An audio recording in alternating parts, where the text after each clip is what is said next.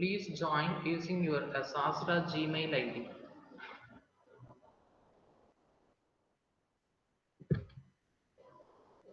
Okay, good morning to everyone. In this session, we focus on the fundamentals in object-oriented programming. Check if right, I am sharing my notepad if this is visible.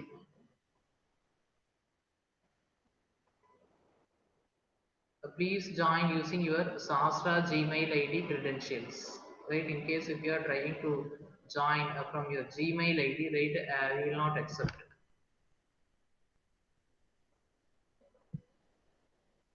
Let us see the fundamentals in object-oriented programming. So given the real-world problem, to find out the solution to the real-world problem, there are different programming paradigms available. Programming paradigms. What is the paradigm?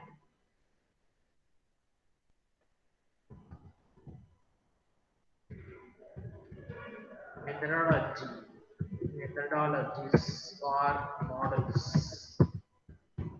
There are different programming paradigms, methodologies or models available to solve the wide variety of real-world problems. Would have already seen, right? Structured programming.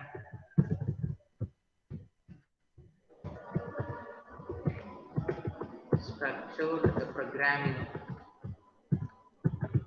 This is one kind of problem-solving methodology or problem-solving programming paradigm model. Structured programming is a programming.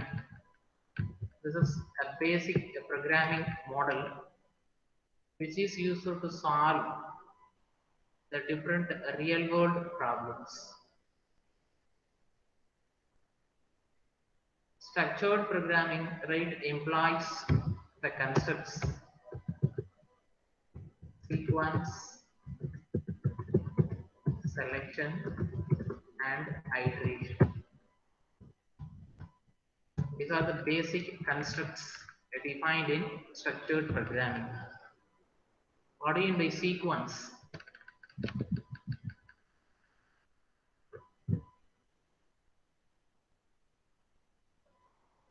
What do you mean by sequence?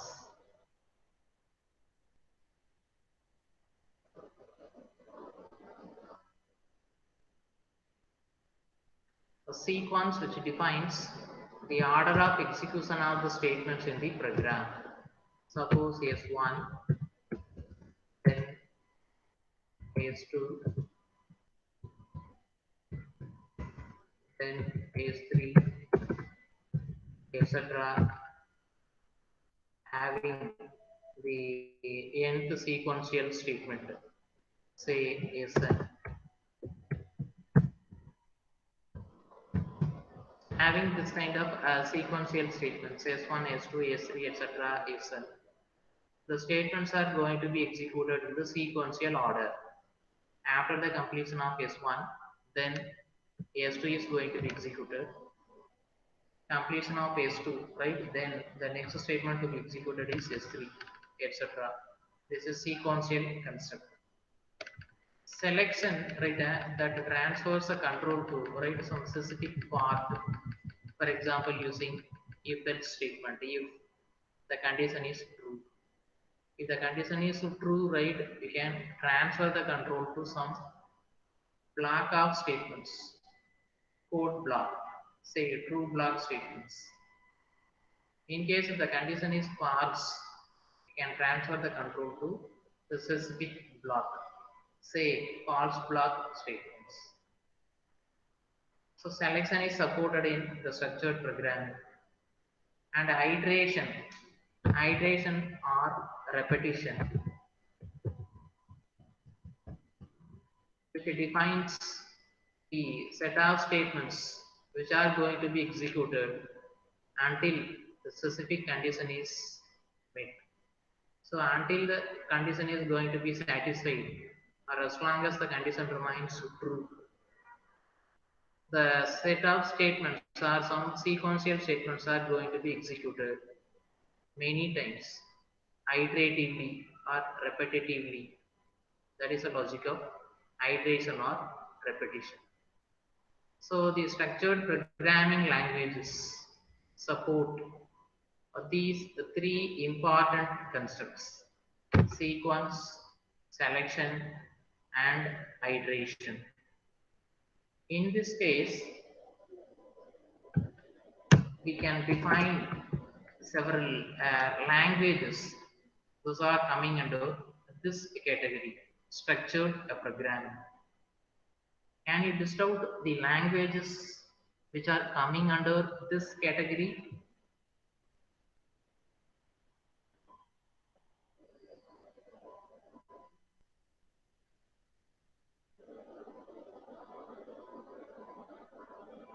Priyadarshini,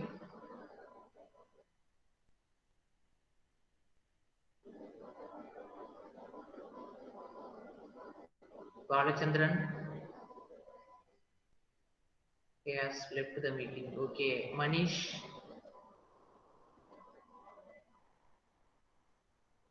Aruna, are you there? Yes, sir. Very good. Can you list out some programming languages which are coming under the category structured programming? C language, sir. C language, good example. C is said to be a structured programming language. Then C, Pascal, Ada, C++, Java, .NET. Of course, these are good examples of structured programming languages. The word structured programming is differentiated from the word non-structured programming because structured programming, this is one example of modular programming. Modular programming in the sense that the program is divided into a set of modules, or we can say functions. Large program is split into a different modules, module 1, 2, 3, 4, etc. Or we can say, right, different functions. Better example, right, we can say a modular tool. This is a good modular programming as well as structured programming language other than Pascal, C, C++, Ada, Java, .NET, like that. Here we set the term, right, non-structured programming. Non-structured programming.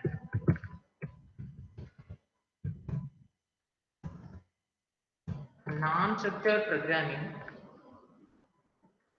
languages will not require any, or the non-structured programming languages require some specific coding format, where structured programming languages do not require specific coding format. For example, you might have seen basic,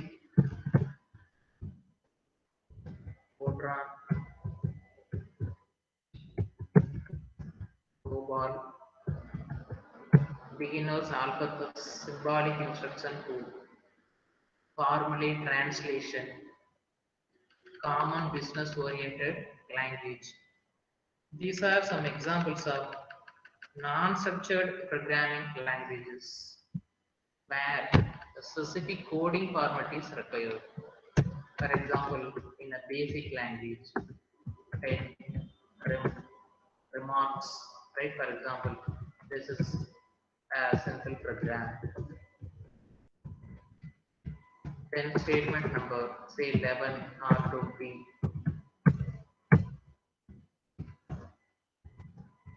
Input A, comma, B, comma, C. 25. Let C is equal to A plus B. 2B. Print C. 40.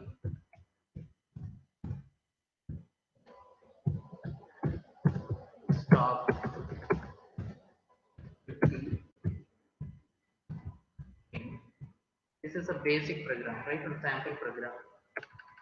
Here, right, a specific coding format is required. We need to follow the order, right? Statement number, then space, the corresponding instructions.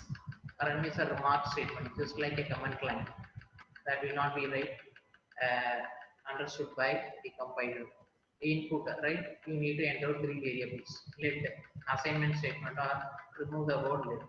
Directly write the execution. C is equal to A plus B. Print to C stop N.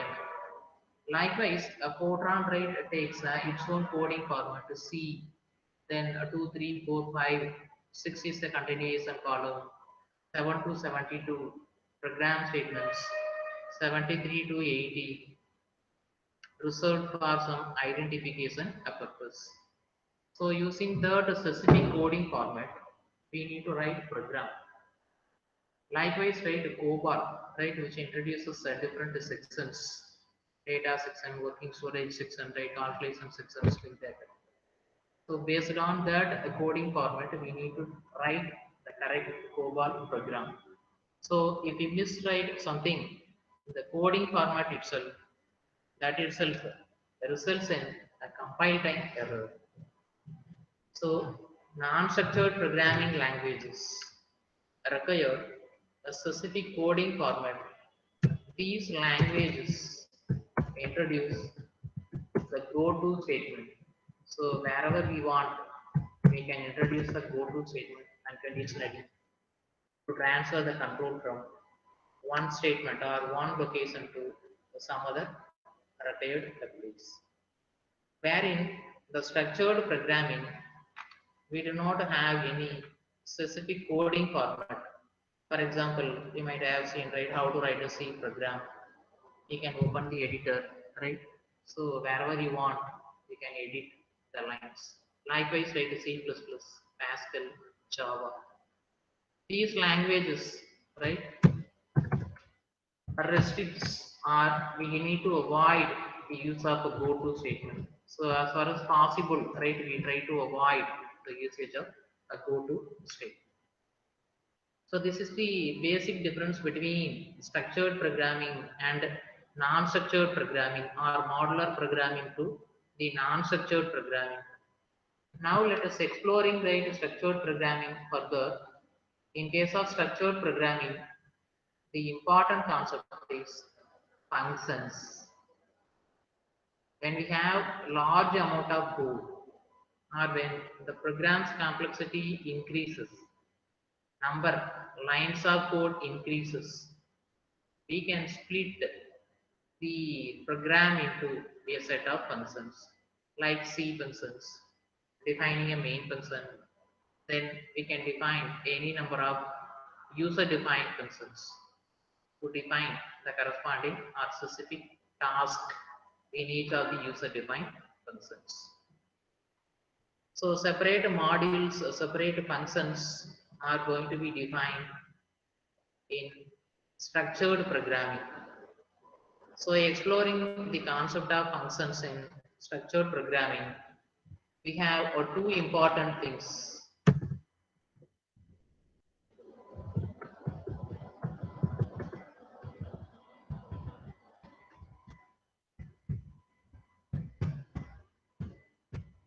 One is right with respect to variables. So you can say local variables and second one global variables. Having a single function, say main function, we can define any number of user defined functions, say f1, then f2, etc. fn. Having several functions or modules, including the main function, we have two things, right? One, we can have the local scope and another one is the global scope. With respect to variables, right? Every function may define its own variable within its declaration. That is said to be a local variable. At the beginning of a main function section, that means, for example, before the main function, you can declare some variables. Those are acting as global variables. So once you define a global variable, the global variable can be accessible anywhere within the program. That means including the main function or even in any of the user defined function and definitions. When we increase the number of lines of code and having several local variables and several global variables, when the number of lines, right, LOC, lines of code increases, we will face the difficulty in accessing the local variables and the global variables. So we will face the limitations in structured programming. Likewise, when the same amount of or same code has been placed at different parts of the program or to execute some specific task, what we have to do, there is no chance of reusing the code. So once the code has been defined, it should be reused wherever whenever required. So when the complexity increases, we face issues in the reusability, whatever we have written earlier. For simple problems, okay. For example, if you want to find out NCR is equal to n factorial by r factorial into n minus r factorial. Optimizing the code, it is better to write the function one time to compute the value of factorial. From the function call, you can call the factorial function thrice. Want to compute n factorial because NCR is equal to n factorial division r factorial into n minus r factorial. So once you define a factorial function like this fact, we can pass the parameters n, r, n minus r as actual parameters. So that calling the function may return the equivalent value, say n factorial, r factorial, n minus r factorial respectively to the calling place. So once the code has been returned for the factorial, it can be reused any number of times. But when the number of lines, LOC increases, so this kind of reusability will not be a good solution when solving a complex real world problem. That stage, these limitations are overcome by introducing a new programming problem solving methodology or programming paradigm called object oriented programming.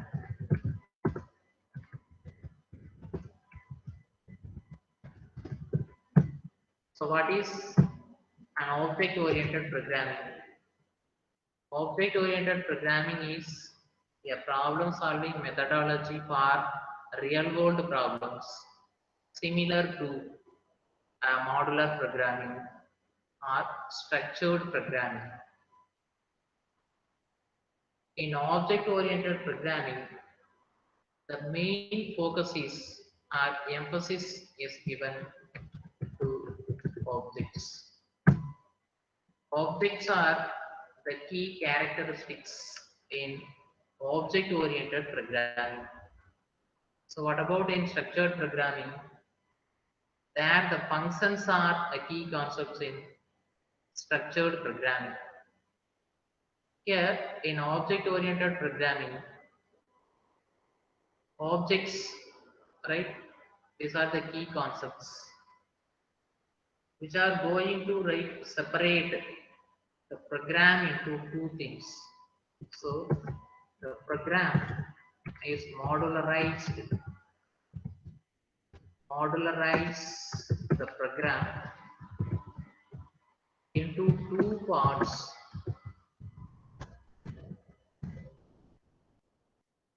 One is the data part,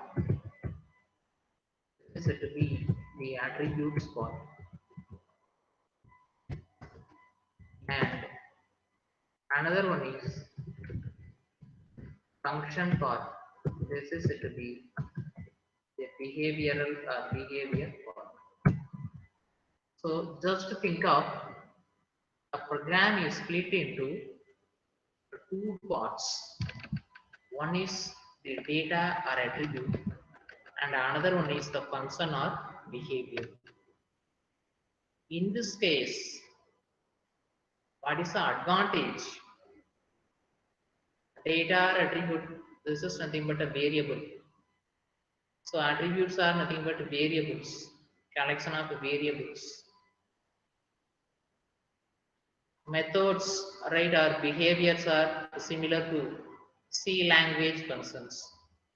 Activities, right, operations, perform this task, say compute, then print, display, calculate, get input details.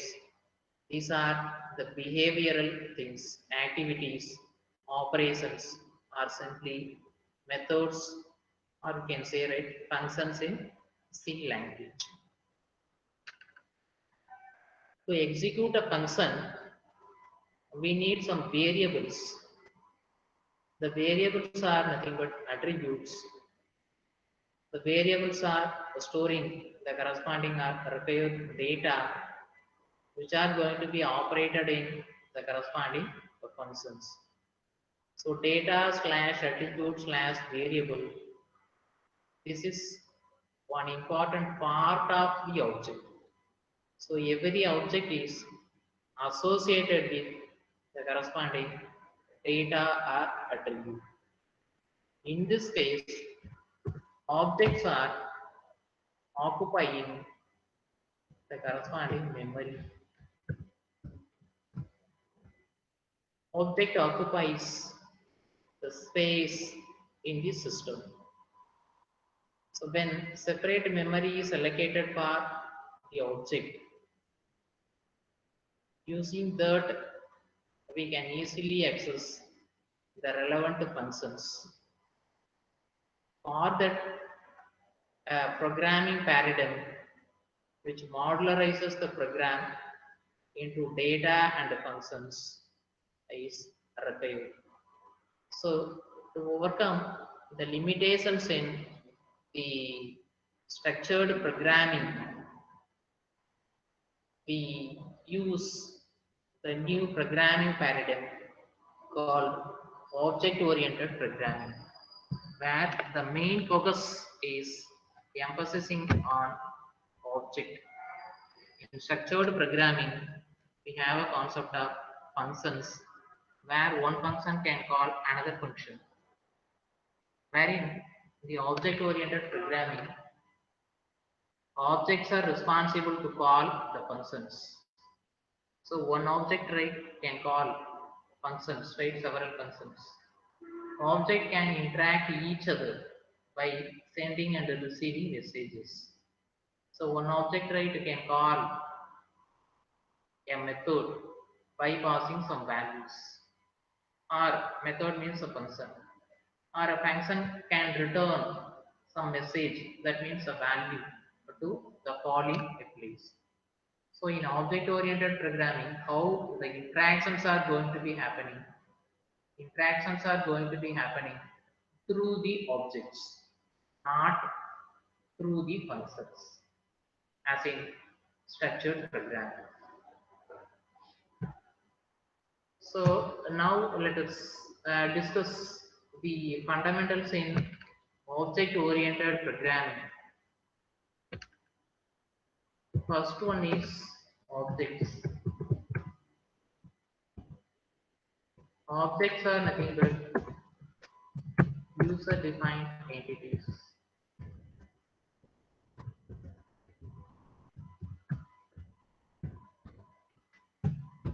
Objects are user-defined entities. Objects are occupying the space. That means memory in the system. For example, right, you can say different fruits, right? Apple, mango, grapes, right? These are the different user-defined entities. When you collectively say these fruit names, you can encapsulate from these, you will get a correct binding, which is to be class. So objects are user-defined entities. Each object is occupying the corresponding space or memory in the system. The important property of an object is identity property.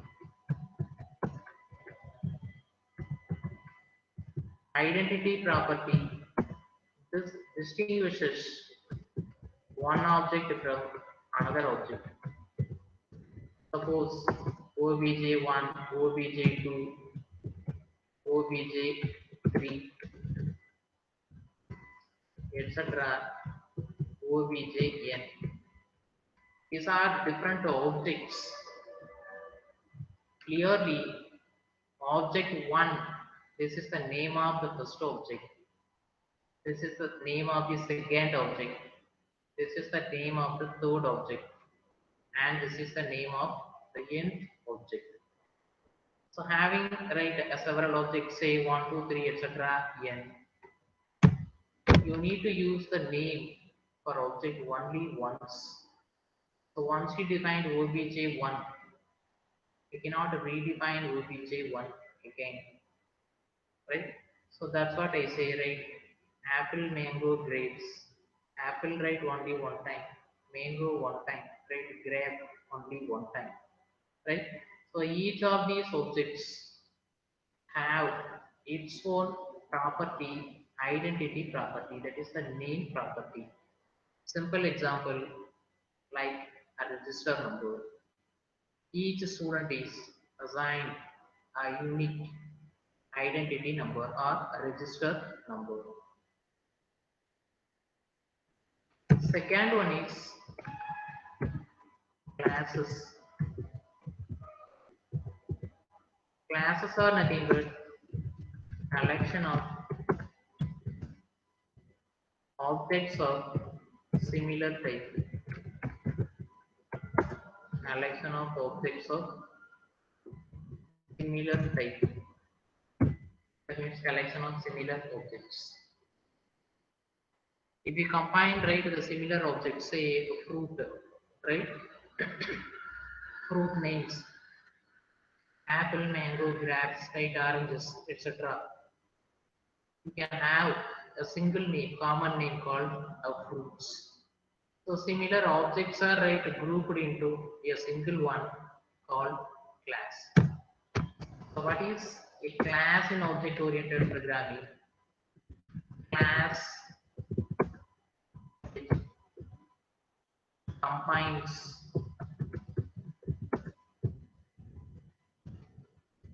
different objects, right,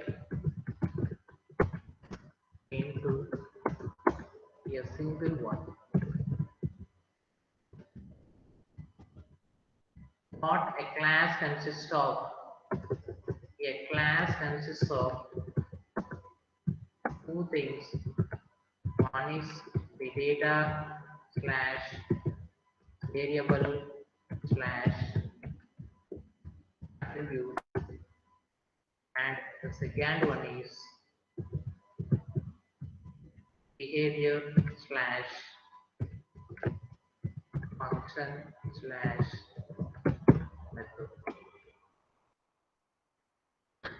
Inside the class, we need to specify what is the actual data and what is the actual function, so that the function is operating on the data or variable or attribute defined in the class, so that the separate memory is allocated for the variables.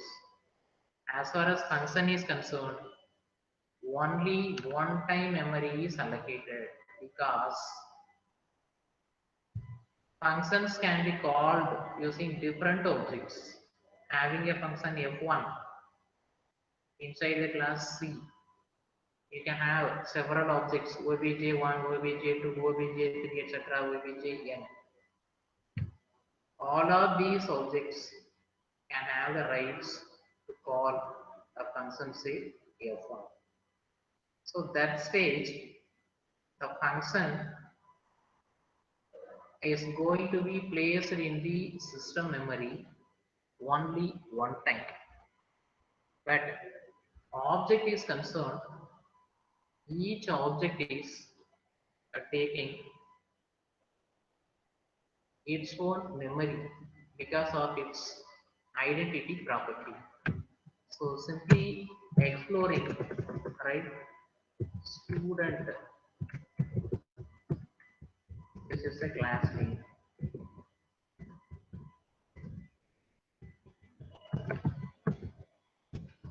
Student is a class name. For the student class, right?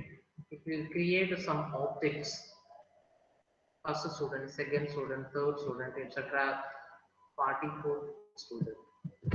So let me assume S1, S2, S3, etc. S50. These are assigned to be what one? Objects. So assuming the class name is student and assuming different objects are there, S1, S2, S3, etc., S50. Just to think of, the class consists of one important attribute or variable or data as say a roll number. Now to access the roll number, right, using the object S1, let us use S1 dot roll number. Likewise, for the second object, this is accessible using its name S2 dot roll number, etc. S50 dot roll number. Since S1 dot roll number is completely different from right S2 dot roll number, second student roll number is different from right third student roll number. In general, the objects right S1, S2, S3, etc., S50 takes the important right variable or attribute roll number. All of these values are going to be stored separately in the system memory. So the memory of S1 is completely different from memory of S2. S3 is going to be stored separately. S50 is going to be stored separately. This is the logic of memory allocation for the objects. S1 dot roll number is, for example, this is 100. S2 dot roll number is say 101, etc. S50 dot roll number is say 1. Because of its identity property, name is unique one. S1 is different from S2, S2 is different from S3, etc. S50 are all right. 50 objects are right unique. In this case, a 50 separate memory allocations are required. But assuming that right one function, say here, display is defined here inside the class student. If you want to display right the roll number of each object or each student, we will write a simple statement, right? Simply print the calling object roll number. Calling object, right? Whichever is calling the function display, we can directly print, right? The invoking object roll number. In this case, display as a common function used to display the value of roll number for any invoking object. In this case, we do not require the separate memory allocation or memory location of display for all the 50 objects. Why should we unnecessarily define the memory for a 50 objects separately? Not necessary. So only one-time memory allocation is done for member functions where objects are concerned. Whenever you create an object, it should satisfy, it should not violate the identity property. When the new object is created, ultimately the memory is allocated for the corresponding data and function. This is the logic of object-oriented programming. So simply, object-oriented programming focusing on a key concept of object. Objects are responsible to access the data as well as function using the dot operator. Whenever the new object is created, ultimately separate memory is allocated for the defined object. You can ask how separate memory. Separate memory is allocated only for the data variables and attributes. However, the operations, functions, behaviors are concerned. Having several objects, only one-time memory is allocated for the functions because every object right can call the same function to achieve its own task. That stage, right? No separate memories are required.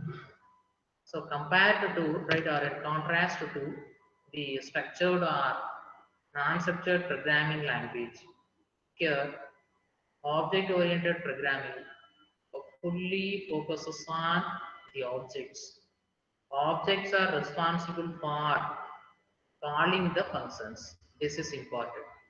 So here if I write S1, S1, right, this is the object name.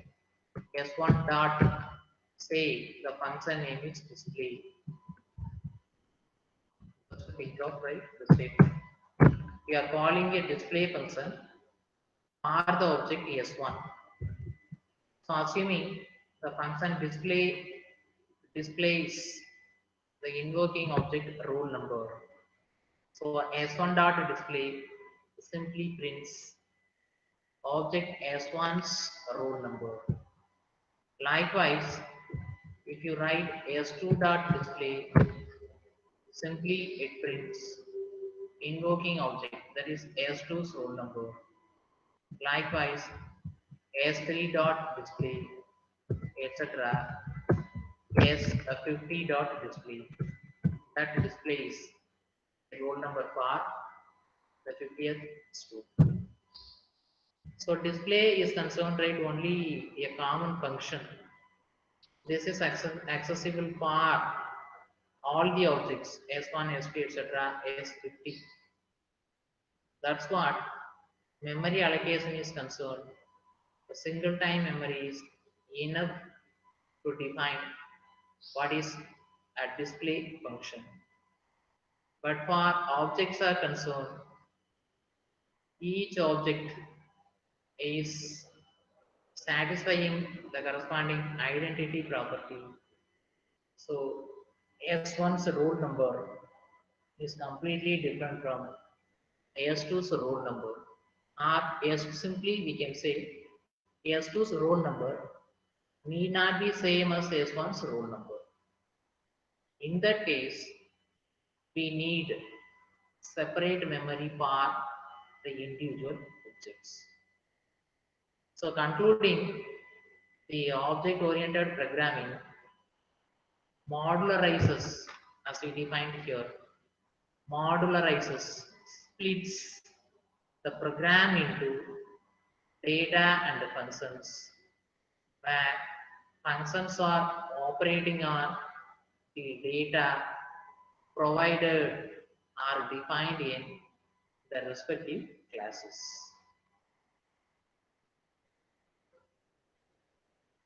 Understand or not?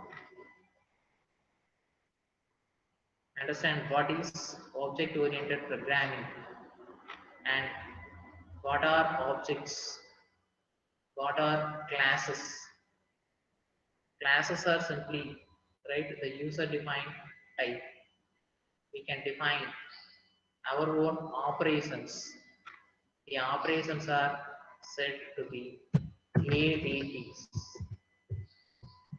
That means abstract data types. Abstract data types. Abstract data type, for example, displaying the number, get input, getting the input values of a roll number. These are some activities or operations which are defined as the abstract data type. So class defines the concept of ADT. Objects are simply the static concept. Objects are simply, sorry, class is a static concept. Objects are simply a dynamic concept. Dynamically, during the runtime, we can access the specific things right using objects. But for class is concerned, say class right having the variable roll number and a function display. In this case, class access a static concept where objects are completely a dynamic concepts. So with this, right, let us find out the session, right? So hope you understand in this session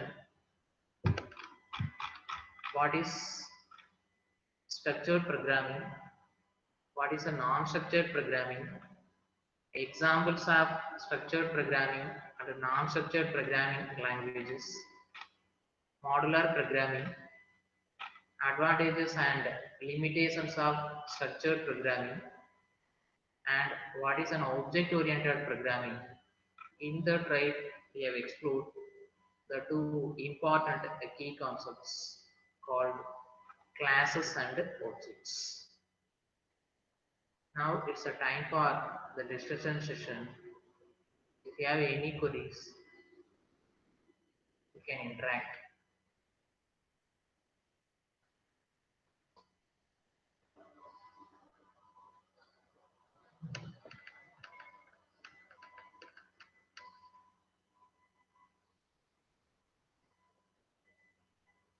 Have a query, have a doubt, please ask.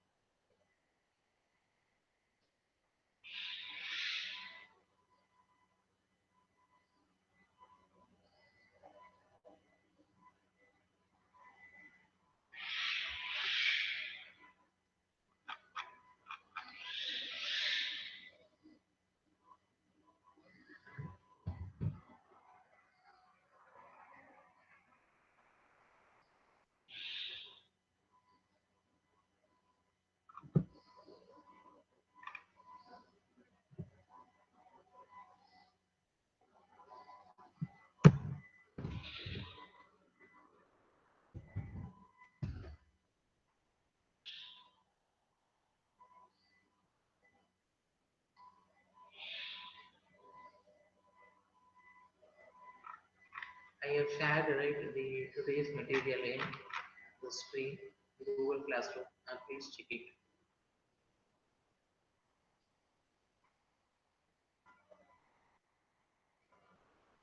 Ask me if you have any queries.